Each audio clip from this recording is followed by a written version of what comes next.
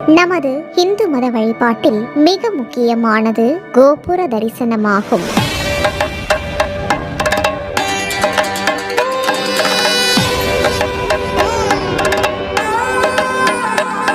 கோபுர தரிசனம் பாப விமோச்சனம் என்கிறது பழமொழி. கோயிலின் நுழைவு வாயிலில் அமைக்கப்பட்டிருக்கும் கட்டிட அமைப்பே கோபுரமாகும். கருவறையில் காட்சியளிக்கும் இறைவன் கோபுரத்திலும் வீற்றிருப்பதாக ஐதீகங்கள் சொல்கின்றன.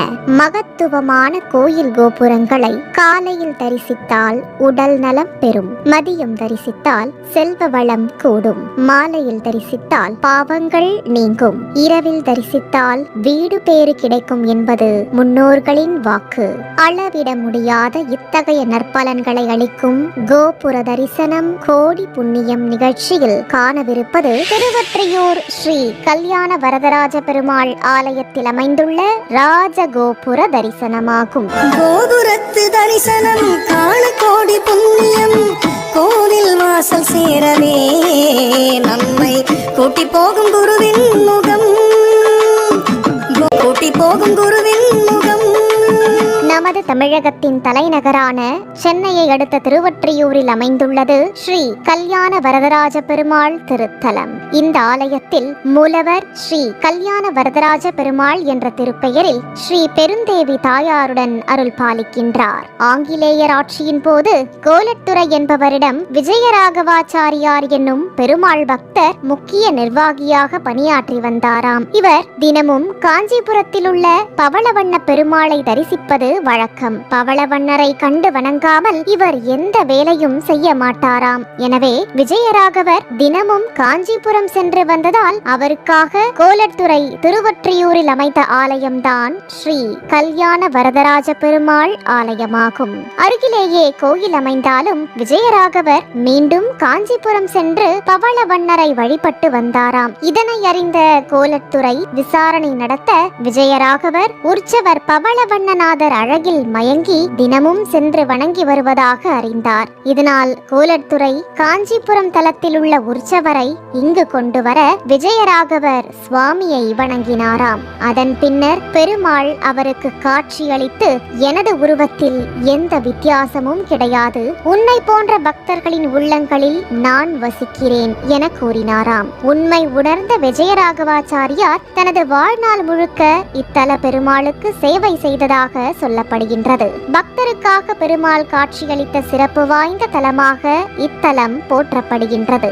ராமநவமியை முன்னிட்டு இங்கு 9 நாட்கள் விழா நடைபெறுகின்றது. பெரும்பாலான ஆலயங்களில் இவ்விழா நவமியில் துவங்கி 9 நாட்கள் நடைபெறும். ராமர் பிறந்த பின்னர் கொண்டாடும் விழா என்பதால் இதனை ஜனன உற்சவம் என்றும் அழைப்பர். ஆனால் இத்தலத்தில் ராமர் பிறந்த தினத்திற்கு முன்பாக விழா துவங்கி நவமி அன்று முடிகின்றது. இதனை ராமர் பிறக்கும் முன்பு கர்ப்பத்தில் இருக்கும் போது எடுக்கப்படும் விழாவாக கருதுவதால் கர்ப்ப உற்சவம் என்று அழைக்கின்றனர். முற்காலத்தில் இங்கு கர்ப்ப உற்சவம், ஜனன உற்சவம் என மொத்தம் 18 நாட்கள் விழா நடந்ததாம். ஆனால் தற்போது கர்ப்ப உற்சவம் மட்டும் 9 நாட்கள் நடைபெறுவதாக சொல்லப்படுகின்றது. இந்த புனிதமான திருத்தலத்தில் நவக்கிரகங்களுக்கு தனி சன்னதி உள்ளது.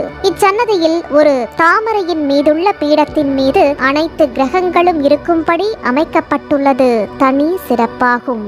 இந்த ஆலயத்திற்கு வந்து வழிபட்டால் குடும்பத்தில் சுபகாரியங்கள் நடைபெறும், திருமண தடைகள் நீங்கி விரைவில் நல்ல வரன் கைகூடும் என்பது ஐதீகம்.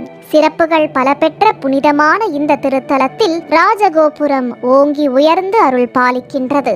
5 நிலைகளுடன் 7 கலசங்களை கொண்டு கம்பீரமாக காட்சியளிக்கின்றது இந்த ராஜகோபுரம். புராண இதிகாச நிகழ்வுகளை சித்தரிக்கும் வண்ணம் இந்த ராஜகோபுரத்தில் எண்ணற்ற சுதை சிற்பங்கள் மிக அழகாகவும் அற்புதமாகவும் அமைக்கப்பட்டுள்ளது. பெருமாளின் பெருமையை திசையெங்கும் பேசிடும் திருவொற்றியூர் ஸ்ரீ கல்யாண வரதராஜ பெருமாள் ஆலயத்தின் கோபுர தரிசனம் நாராயணன் அருளை நாளெல்லாம் நமக்கு அளிக்கும் என்பது அவனியறிந்த உண்மையாகும். கோபுர தரிசனம் கோடி புண்ணியம். ஆம், தனித்துவமிக்க மகத்துவமான இந்த கோபுர தரிசனம் மன அமைதி, உடல் நலம், நல்லெண்ணம், பாவ விமோச்சனம் ஆகியவற்றை அளித்து இறைபக்தி துணையுடன் வாழ்வில் அனைத்து செல்வங்களையும் நமக்கு வாரி வழங்கிடும் என்பது தொன் நம்பிக்கை.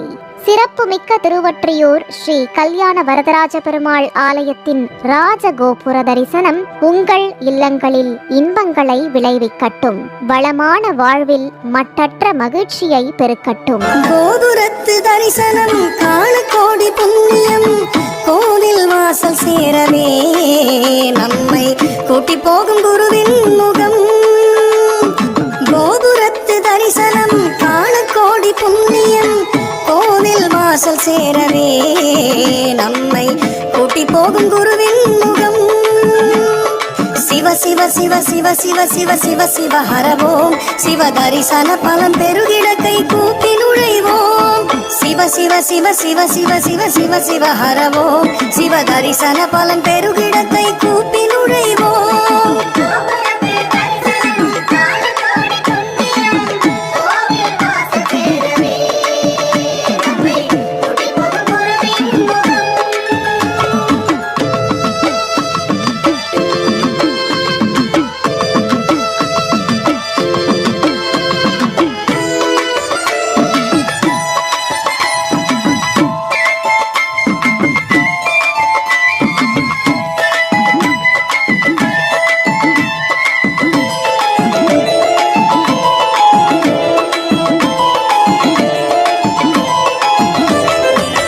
மேளம் ஒலிக்குது, செண்டை மேளம் ஒலிக்குது, உடுக்கை அதிருது, சங்குநாதம் முழங்குது, வானம் அதிரவே அதிர்வேட்டு வெடிக்குது, சிவ கோஷம் கேட்டுத்தான் இந்த தேகம் சிலுக்குது.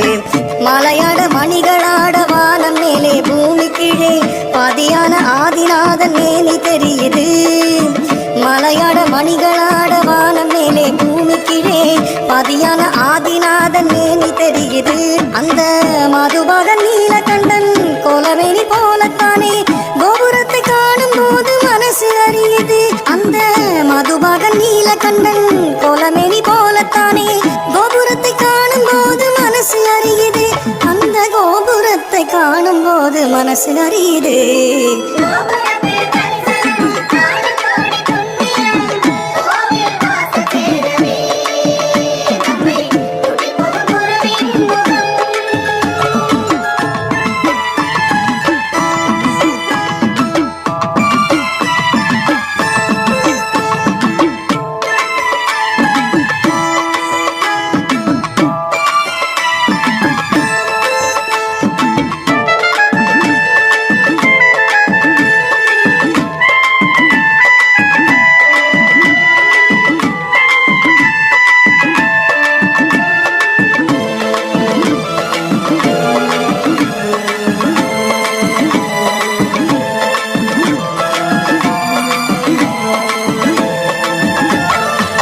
கணபதி தாளம், தைப்பூச முருகன் காவடி, அம்மன் பால்குடம், நாரணனின் திவ்ய பிரபந்தம், பைரவர் வேட்டை வேடு பரிசுடலுது சாட்டை, பலவித வண்ண கோலம் கோபுர பதுமை கோலம், மேகம் நீந்தும் நீல இரவு காயுகின்ற பால் நிலாவில் ஆலயத்து கோபுரத்து கலசம் நின்றது.